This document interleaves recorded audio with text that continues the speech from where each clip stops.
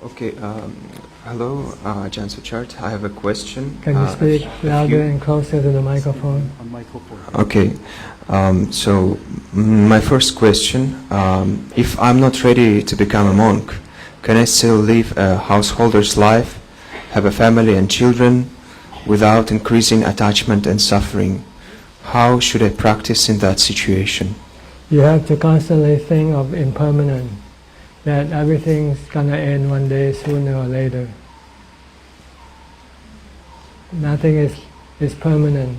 Your family, everybody that you know will one day have to be separated from you. So that when you know that, then you will not be attached to them.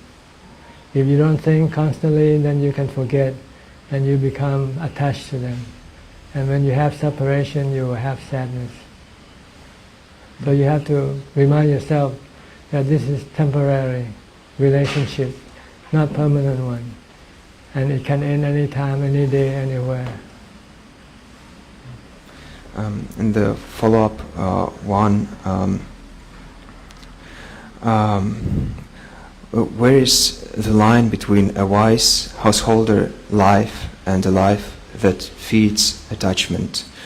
And how can I take care of the body and train physically, doing sports, without strengthening attachment to it?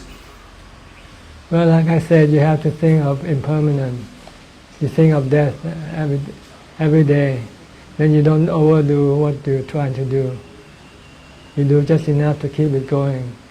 But you know that one day it's going to end, the body's going to die. So no matter how hard you train your body, look after your body, one day it's going to end. Thank you very much. We have a few questions from our group. The first one, what is Dhamma? We often talk about Dhamma, but what is it? Is it only a law of nature?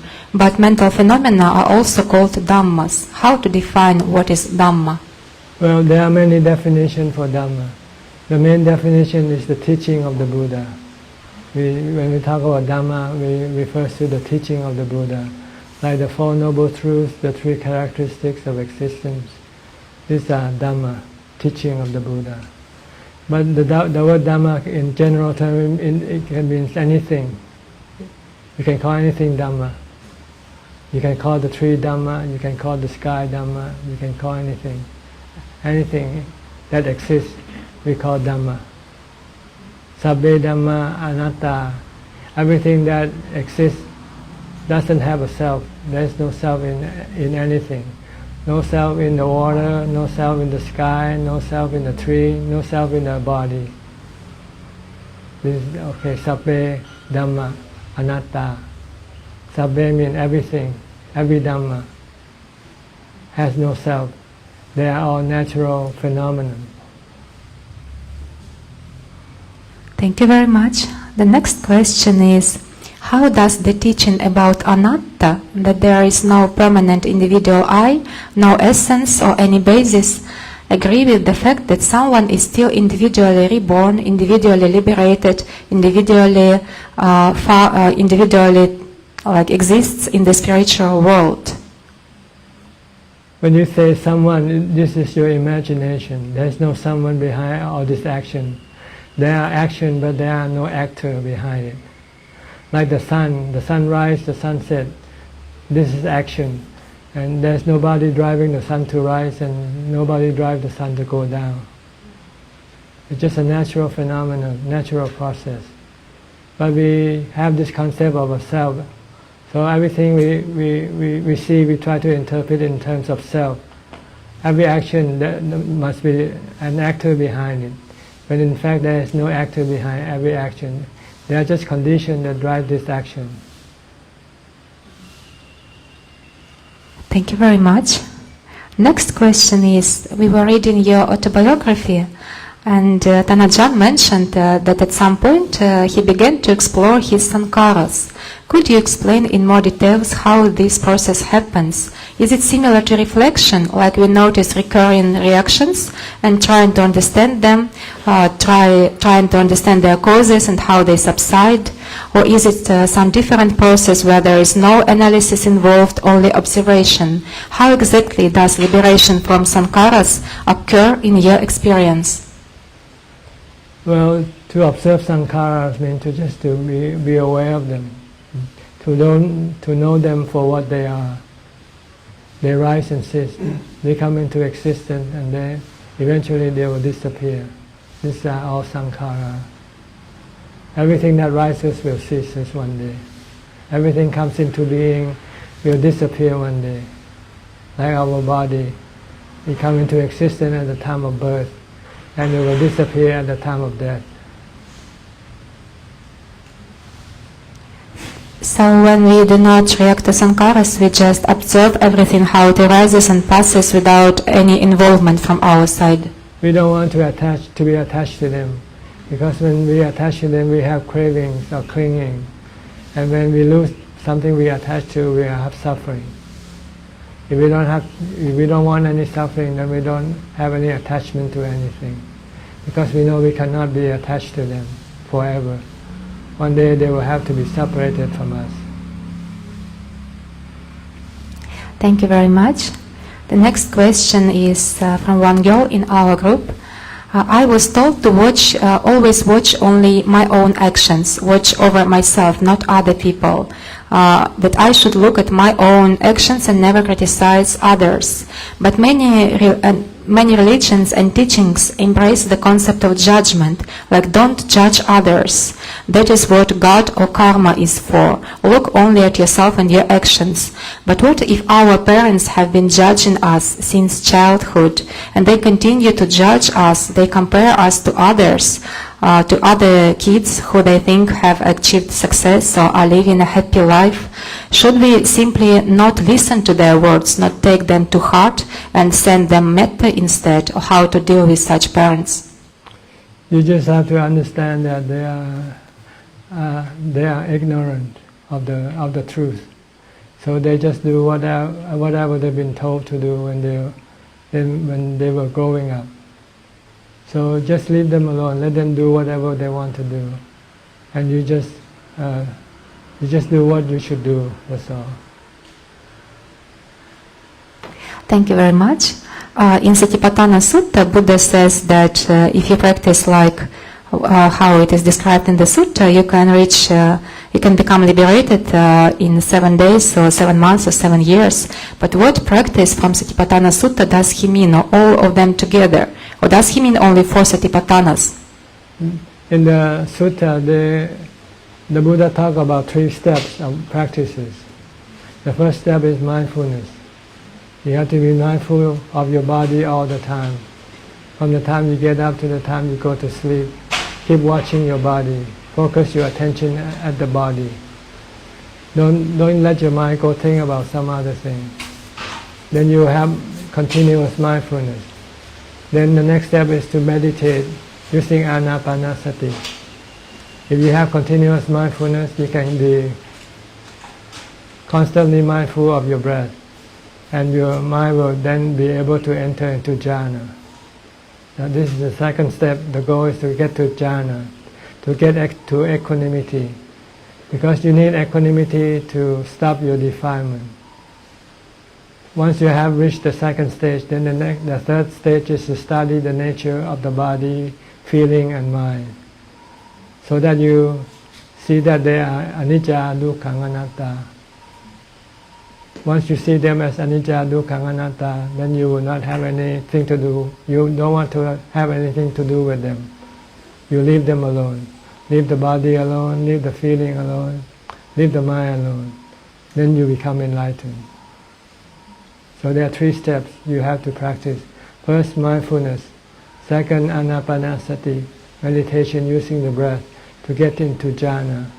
Once you have achieved jhana, then you can then study the nature of the body, the feelings and the mind as being anicca, dukkha, anatta. Once you see them, they are anatta, they are dukkha, they can give you suffering, then you don't want to have to do anything with them. Leave them alone. How long does it usually take to achieve jhanas? We understand it differs from person to person, but is it like we should go in retreat for several months, or like 1 month is enough for some people? It's the first question. And second question, what is the correct way to practice anapana? How do we observe our breath? Well, the length of time to develop mindfulness varies from person to person, so we cannot say. It can be just 1 week, and it can be 10 years for some people. So this is individually decided by each individual. And once you have continuous mindfulness, then you can practice anapanasati. Watch your breath at the tip of your nose. All you want to do is stay watching at the breath, that's all. Don't have to do anything with the breath. Just watch the breath like you watch TV. When you watch TV, you just look at the screen, right? Okay, when you watch the breath, you just look at the tip of your nose.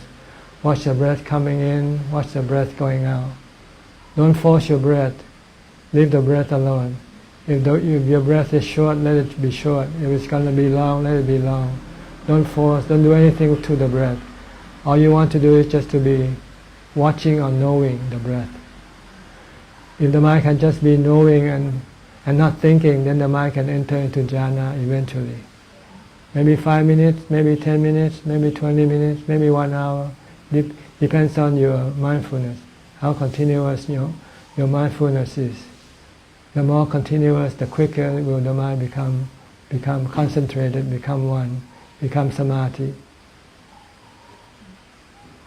So we observe the breath like in-breath and out-breath, or we observe like some point on the nose where the breath touches the skin? That's right, just 1 point. Don't move, don't move, don't follow the breath in or follow it out.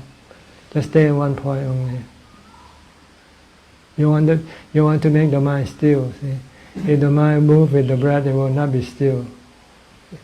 You want it to be still, so you have to force it to stay at 1 point. No, only 1 point. Know the breath at the contact point. When the breath contact the body, which is the tip of the nose. Thank you very much. And we have a last question.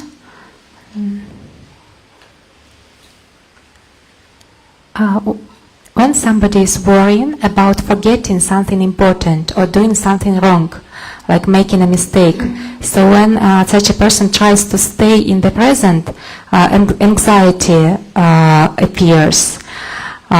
So is it right to think that we need to let go of any worries about right and wrong in order to practice sati? Because sometimes when we practice sati, like we feel worried that something can go wrong, some fear arises suddenly. Well, if you have mindfulness, you will always do things right. The problem is when you're not mindful, then you can do something wrong. If you have mindfulness, you know what you are doing every moment.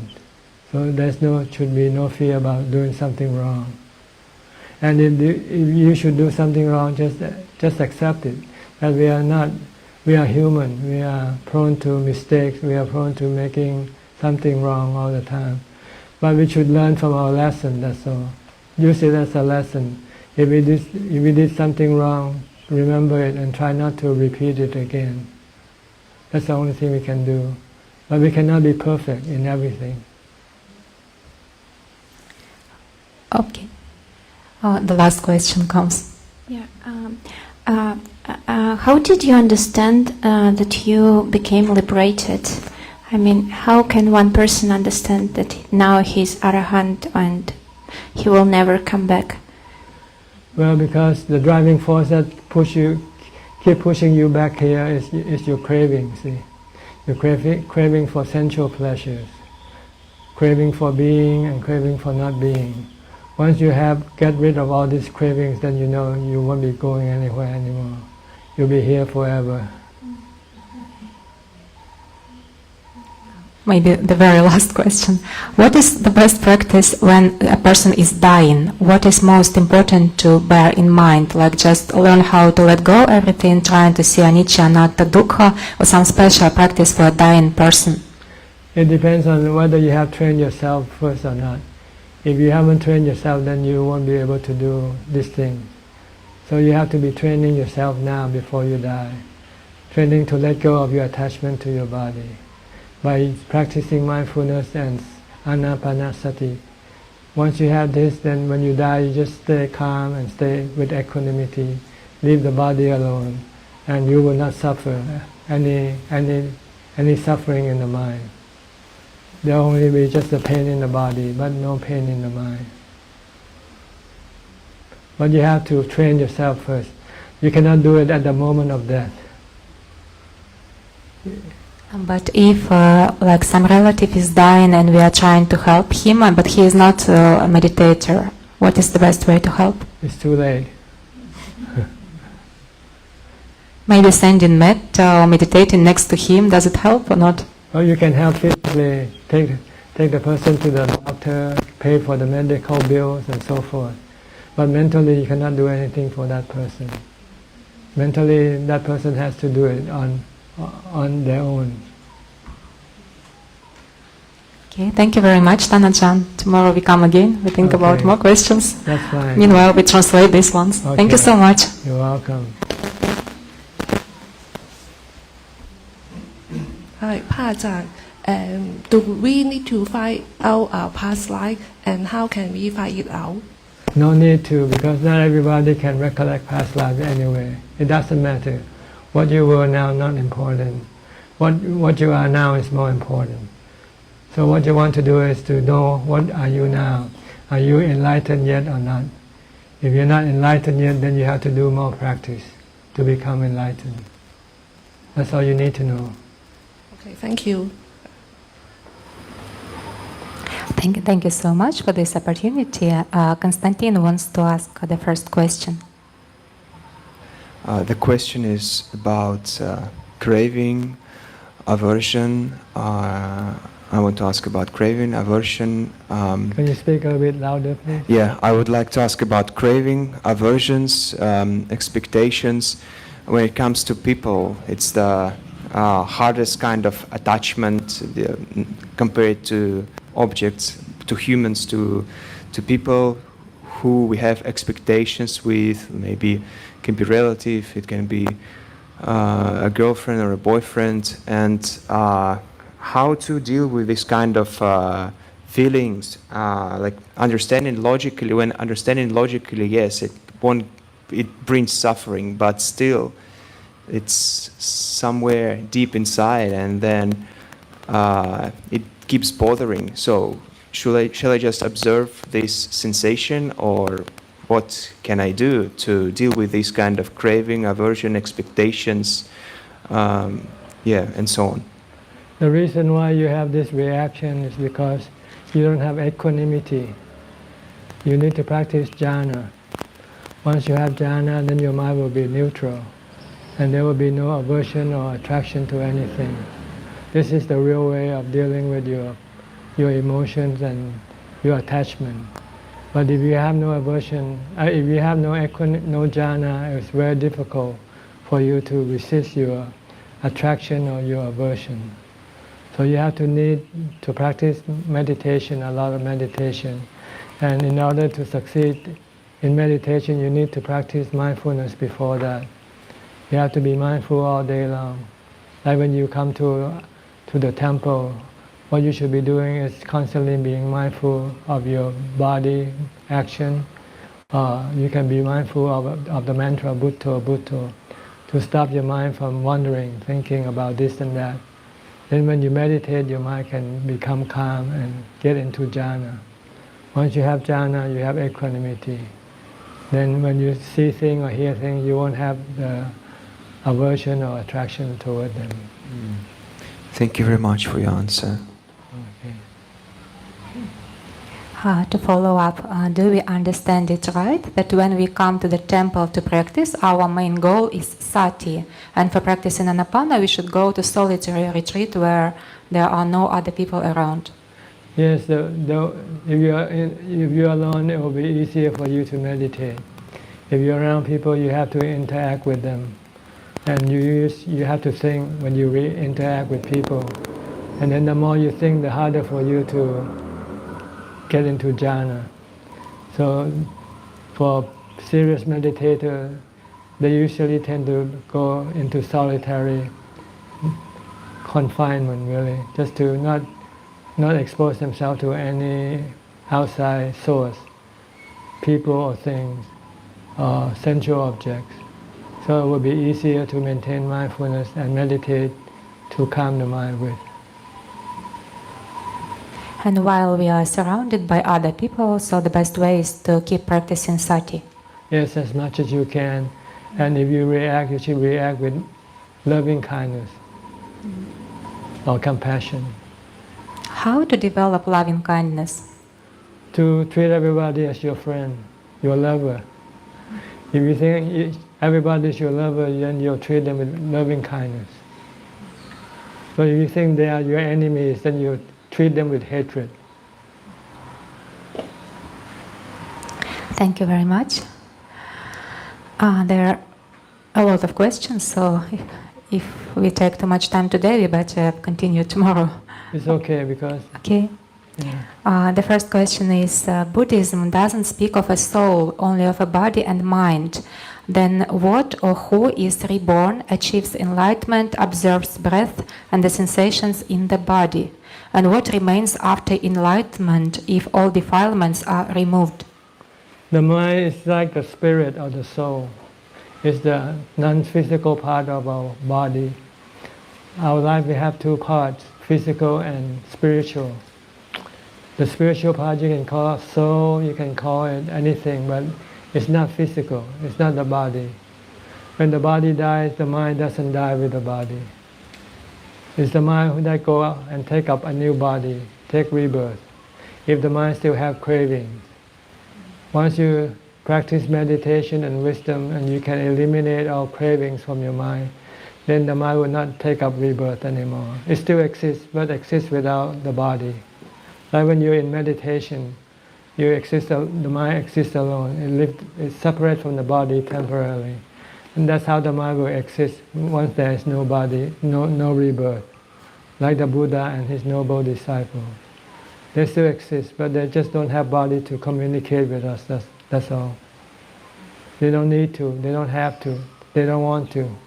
Because having a body can be suffering.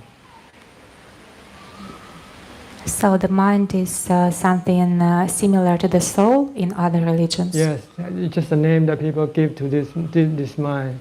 They call it soul, spirit. We call it the knowing element. The mind is a knowing element. One of the 6 basic elements that make up the whole universe. The other 5 are earth element, water element, fire element, wind element, and space element. All these 5, 6 elements, they interact and they form things like planets, people, trees, mountains, and so forth. And one day they will separate it to reform again. They form and then they separate, and they come back again, back and forth. So we have birth, we have creation and destruction all the time in this universe. But what then is the difference between Atta and Anatta? Because like in Hinduism they call the soul Atta, but Buddha said there is no Atta, there is only Anatta. That's a concept created by the delusion of the mind. The mind doesn't know itself what it is, so it creates a delusion that it is a self. When in fact there is no self. It's just a knowing element that has 5 functions. Having the knowing ability, have feeling ability, have thinking ability, have perception ability, and have ability to connect to the body to receive the sensual objects from the body. This is the mind. But the delusion caused the mind to think this mind is a self. So it has to do everything for this mind. Do it for yourself in order for you to be happy. But instead of being happy, you're creating suffering by doing something for yourself. Because you cannot always get what you want. When you don't get what you want, you become unhappy. But if you let the mind exist as a natural phenomenon, it doesn't have to go after anything, doesn't have to have anything. Then it will have no suffering. So we want to return the mind to the original state, where there is no self in the mind. No need to do anything for the mind. No craving. Thank you very much. It's very clear. And next question is, what is the source of love, compassion, and selflessness in a person, if in Buddhism we don't speak about soul? The source is peace of mind. Once you have jhana, you have happiness. Once you're happy, then you can share happiness with everybody else. You can become Santa Claus when you're happy. But when you're not happy, you become the devil. So try to make your mind happy by meditation. Get into jhana. Once you have jhana, you will have happiness, peace of mind. Then you will have compassion for other people. You want to share this happiness with other people. Thank you very much. We have a question about jhana.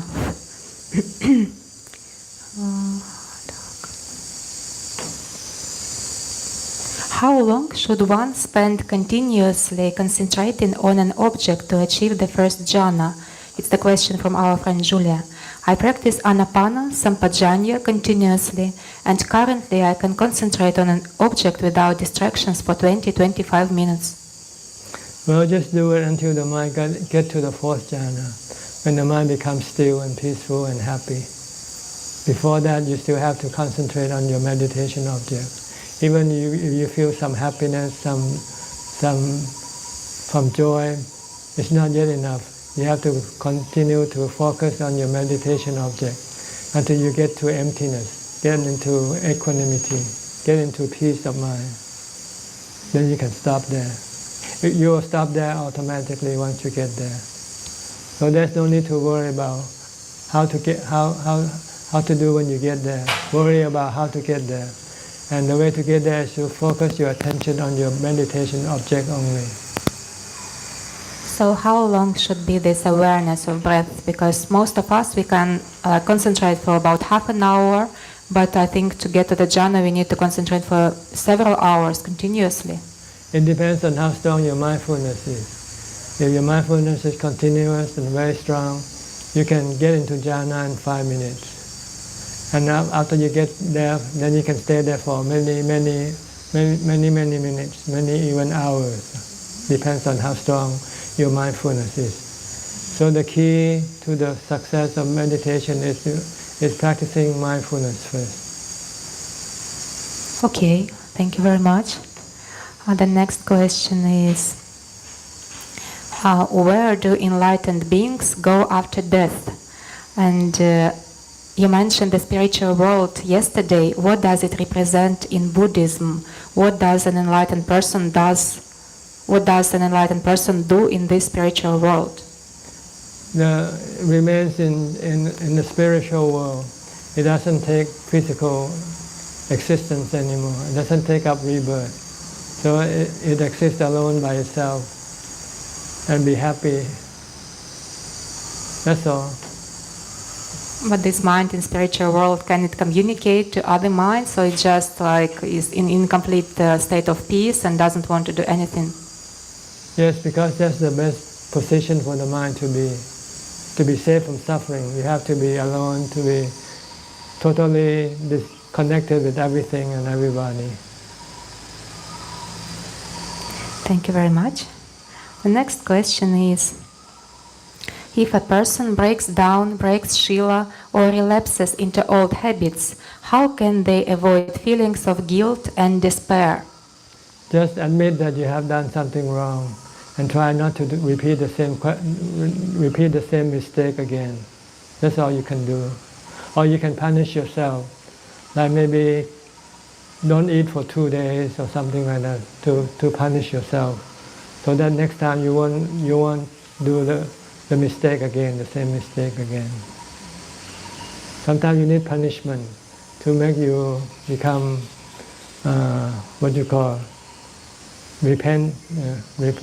repentful. Try not to do it again. If you don't get punished, then you might keep doing it again and again. Thank you very much. And the question from the same person. In doing business, sometimes you have to lie. Not exactly lie, but it's like not telling the whole of the thing, like not to hide some part of the truth.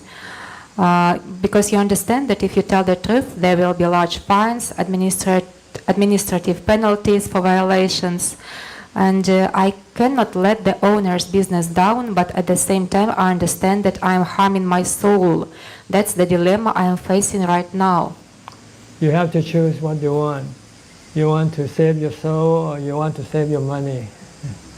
If you want money, then you have to lie. But if you want to save your soul, then you don't lie. Like a noble disciple from Asotapanna would not lie forever. Thank you very much. What to do if you have trouble making a choice? When there are two options, you always wonder which option is right, and it's very difficult to understand what is the correct course of action. Well, you just have to follow the Buddha's teaching. It's a don't do any bad karma. If your decision points you to do bad karma, don't take that decision. Only do good karma. So whatever decision you want to make sure that it goes in the right direction, go in the right karma, the good karma side. Don't do the bad karma. Yes, of course, but it's a question like if you have two good options, like for example to extend the stay in one monastery or to go to another monastery, and sometimes people like get stuck between making this choice between two good options. You have to know what option is better. If going is better than staying, then you should go. If staying is better than going, then you should stay. If going or staying is the same, then you can stay or you can go. How to understand what is better? Should we like use our awareness or feel our body reaction? Well, if you don't know, you just have to try. Trial and error. Sometimes you don't know whether going is good or not. So you want to prove whether it's good or not, you just have to go. And then when you find out it's not good, then you come back. Thank you very much. The next question. Is it possible to combine artistic pursuits, such as writing music and fiction books, if this comes naturally from a person with serious Dhamma practice? No, because serious Dhamma practice want to stop all mental activities. So artistic are still mental activity. Artistic work are still mental activity. Like when you meditate for jhana, you want to stop all mental activity. If you have mental activity, you cannot get into jhana. Thank you very much. And the question from one person who came with us last year. Can psychedelics, particularly ayahuasca, it's Brazilian like natural drug, promote mindfulness, deepen meditation and self-knowledge? And what is Ajahn's opinion on using such tools for self-development? I think they are dangerous because they can be addictive. And when you don't have them, you can then be suffering. So it's better not to rely on external source for your mindfulness. Rely on your own source of mindfulness, which is your mind. Then you can always have it all the time. With other things, like drugs, like alcohol, like anything, you might gain some good feeling when you take it, but it only lasts for so long. After that, it will disappear, and it will want you to have more of it. And when you don't get what you want, then you can have suffering from not getting it. So it's better not to rely on anything except what you have inside yourself. Thank you very much. How to get rid of our sanya when sanya is always making some labels and evaluating everything? You cannot get rid of them, but you can change them by teaching the mind a new knowledge. Like we keep thinking the body is ourselves. So we can change sanya by repeatedly telling ourselves the body is not us. The body is just made up of the four elements, for instance. So you can change sanya by changing the information feed to the mind. Like before, people used to think the world is flat, right? But nowadays, nobody thinks that the world is flat because we have new information. We know that the world is round. So we can change this sanya with that's what we call miccha titi and samma titi. Right view and wrong view come from sanya. The view of a self is a wrong view.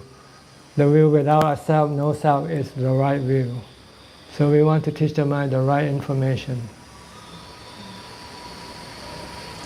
When I was teaching a 30 days retreat, we were taught always to think about anicca, so that our sanya would become anicca sanya. It would only register this is anicca, no other evaluation. Is it the correct way to practice?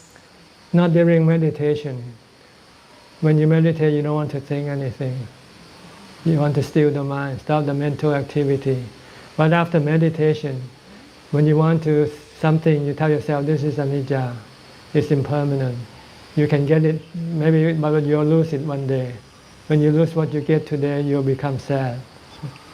So you have to remind yourself, don't go after anything, don't crave for anything, because everything is anicca. Yes, it was between meditations we were recommended, like when we are going somewhere, we always, whatever we register, we just try to be aware everything is anicca. Yes, so then you don't become attached to them. Mm-hmm. The goal is to stop attachment to anything. If you see that everything that you attach to will leave you one day, then you don't want to have them, because when they leave you, they can make you sad. In Buddhism, very often we speak about right and wrong, but also we speak about the law of nature. But in nature, we don't see anything like good or bad. It's just all like impersonate processes. How does this distinction between good and bad appear? The distinction between good and bad appears when what you do to hurt somebody, this is bad. What you do that helps other people, this is good. So this is how good and bad is being perceived from the benefit or the damage caused by your own action. Okay, thank you very much. And we have, I think, a few more questions. Okay, these are personal questions. A situation of one person. Over the past 3 years, I have been very sick and hospitalized many times. I started to look for the cause and effect relationship, trying to find the cause of my sickness. I couldn't always find answers to the questions of why this happened. Now I have set a 10-day Vipassana course. It was very difficult for me, and all my illnesses got worse. My teacher was worried about me. But I decided to observe certain bodily states. Some pain was unbearable, so I took painkillers. Afterwards, I went with the group to Wat Yannasangwararam, and then I came here. I meditate, I maintain mindfulness, and I study. Now I feel much better. Please tell me, should I look for the cause of my illnesses? When should I simply observe the pain and the state of my body? And when should I see a doctor? It depends on how strong your mind is. If your mind is strong and can absorb the pain, then you might not need to go see a doctor. So it depends on your mindfulness and your jhana. The more stronger the mindfulness, the stronger the jhana, the less you will be affected by the pain. So if our mind is strong, we can just observe without consulting the doctor? Yes, because we know anyway this body will gonna end up dead one day anyway, whether you see a doctor or not. But in Western world, they very often say we should go for medical checkups, like every half a year, every 1 year, not to miss some serious sickness if it appears. That's because you forget that you're going to get sick and die anyway. Whether you see a doctor twice a year or 10 times a year, you're still going to get sick and die anyway. So it's better to teach the mind to be able to absorb the pain from the sickness and death better. Then you don't have to go see a doctor. And if a person already has some serious sickness, how to understand if he needs to treat it, or he needs just observe and let his body die? It's up to the strength of his mind. See? How strong the mind can absorb, can take the pain. If he can take the pain, then he don't need to go see a doctor. The reason why we want to go see a doctor because we want to get rid of the pain, right? But if we know that this pain is not going to be gone anyway, whether you see a doctor or not, then you better learn how to absorb this pain. Once you can absorb, accept the pain, then you don't need to go see a doctor. Most meditation masters, they don't go see doctors. They use this jhana and wisdom to treat the mind to be able to accept the pain of the body. I read one book about a Chinese monk. He was also an arahant, and when his body was beaten by Chinese officials, he was sitting in concentration, maybe in jhana, and they all noticed that his body was like getting well very, very fast because he was very concentrated. Does it work like this? When the person can have very good concentration, the body may recover sooner? That may be a side effect, which is not always the case.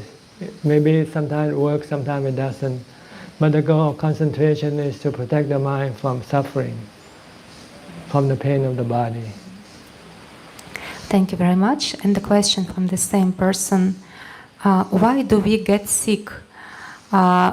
Why does something really bad happen to us? Is it karma of our past lives or karma of our parents? Or are these the consequences of action taken in this life? What is the meaning of physical illness and mental illness? Are they lessons for us? This is the nature of the body. It's going to get sick because there are many factors that can cause it to become sick. So we just have to learn to accept them, that's all. Thank you very much. The second question, also personal question. When I was a child, a man attacked me. He didn't do anything serious, but it left a mark on my life and my relationship with men. Now I am around 35 and I was attacked again by 3 men while I was sleeping in my room. It was a robbery. They were interested only in money and jewelry. I gave them everything, but I was scared as if I were a child. And both attacks took place in daylight. The second one, even when I was staying with the relatives of my boyfriend. Why does this happen in a person's life, especially with children? Because children cannot take responsibility for their own lives. There is no real reason, really. It just happened. Sometimes you run into the situation which things happen. It just happened. So the best way to deal with them is just to be calm and just let it happen if you cannot do anything else. But this is the consequence of our karma. It's a consequence of being born. If you're not born, then you won't have any of these things happening to you. How many more questions do you have? About 4. We can continue tomorrow. Okay, one more question. Okay.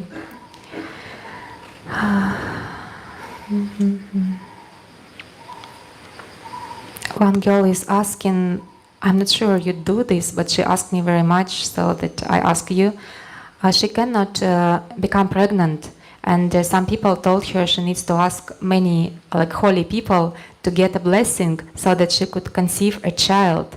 So she is asking for a blessing to have children. Well, it depends on the conditions or factors that create children. If you have the right condition, right factors, you will have children. If you don't, then you don't have, that's all. So the blessings of arahants and other holy people, they cannot influence? They cannot. And what is the best course of action if she cannot have a child, but she wants to have a child? Just change your mind and say, it's better not to have a child. Because when you have a child, you have bond, you have suffering. You have to look after the child. You have to worry about the child. Okay?